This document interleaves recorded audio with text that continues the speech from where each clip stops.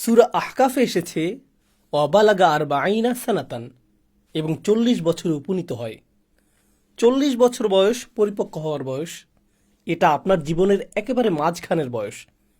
এই বয়স নিয়ে আধুনিক সমাজে আমরা একটা পরিভাষা ব্যবহার করি, মিড লাইফ ক্রাইসিস বা মধ্য বয়সের সংকট। কারণ নিশ্চিত মৃত্যুর দিকে আপনি দ্রুত এগিয়ে যাচ্ছেন, তাই তারা এটাকে একটা সংকট মনে করে। কিন্তু ইসলামের ক্ষেত্রে এই বয়সে উপনীত হওয়ার পর আপনি উপলব্ধি করতে পারেন, আমার জীবনের অর্ধেকটা সময় ইতিমধ্যে পার হয়ে গেছে। অতীতের দিকে তাকিয়ে আমার কৃতজ্ঞ হওয়া উচিত। এখন নিজের ভবিষ্যতের দিকে না তাকিয়ে আমার ছেলে মেয়েদের ভবিষ্যতের দিকে তাকাতে হবে। ঠিক এই ব্যাপারটাই আলোচ্য আয়াতে তুলে ধরা হয়েছে। তো উক্ত ব্যক্তি তখন বলে, রব্বি আউজিআনি আন আশকুরা নি'মাতাক আল্লাতী আনআমতা আলাইয়া ওয়া আলা ওয়ালিদাইয়া। হে আমার প্রতিপালক, আপনি আমাকে আর আমার পিতামাতাকে যে নিয়ামত দান করেছেন তার জন্য কৃতজ্ঞতা প্রকাশ করার শক্তি আমাকে দান করুন। ইয়া রব, আপনি আমার প্রতি যে কল্যাণ দান করেছেন এবং আমার পিতামাতার প্রতি যে কল্যাণ দান করেছেন তার জন্য আমি আপনার নিকট চরম কৃতজ্ঞ।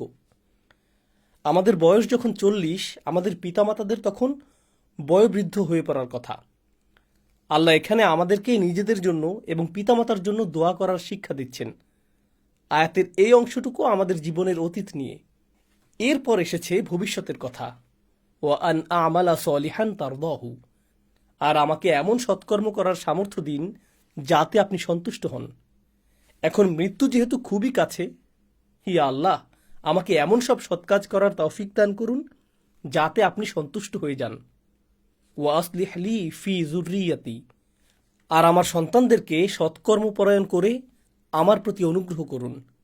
আমি আমার সন্তানদের এবং তাদের পরবর্তী বংশধরদের জন্য দোয়া করছি। আমার জন্য তাদেরকে সৎকর্মপরায়ণ করুন। আমি তাদের কারণে তাদের জন্য উদ্বিগ্ন নই, কারণ আমি জানি বিচার দিবসে যখন আমি আল্লাহর সামনে দাঁড়াবো তখন আমাকে জিজ্ঞেস করা হবে, তোমার সন্তানদের কিভাবে বড় করেছ। যদি এই কাজ আমি ঠিকভাবে সম্পাদন করতে না পারি তখন তারাও তাদের সন্তানদের সঠিক উপায় বড় করবে না। এভাবে ক্রমান্বয়ে পরিস্থিতি শুধু খারাপ হবে, ক্ষতিটা শুরু হবে আমাকে দিয়ে। তাই আমার জন্য তাদেরকে সৎকর্মপরায়ণ করে দিন। ইন্নী তুবতু ইলাইক, আমি অনুশোচনা ভরে আপনার দিকে ফিরে আসছি। ও ইন্নী মিনাল মুসলিমিন, এবং নিশ্চয়ই আমি মুসলিমদের অন্তর্ভুক্ত। এর পরের আয়াতে আল্লাহ বলেন, উলাইকা আল্লাযীনা নাতাকাব্বালু আনহুম আহসানা মা আমিলু ওয়া নাতাজাওয়াজু আন সাইয়্যাতিহিম ফি আসহাবিল জান্নাহ ওয়াদা সিদকিল্লাযী কানু ইউআদুন। এরাই যাদের উৎকৃষ্ট আমলগুলো আমি কবুল করি এবং তাদের মন্দ কাজগুলো ক্ষমা করে দেই, তারা জান্নাতবাসীদের অন্তর্ভুক্ত। তাদেরকে যে ওয়াদা দেওয়া হয়েছে তা সত্য ওয়াদা।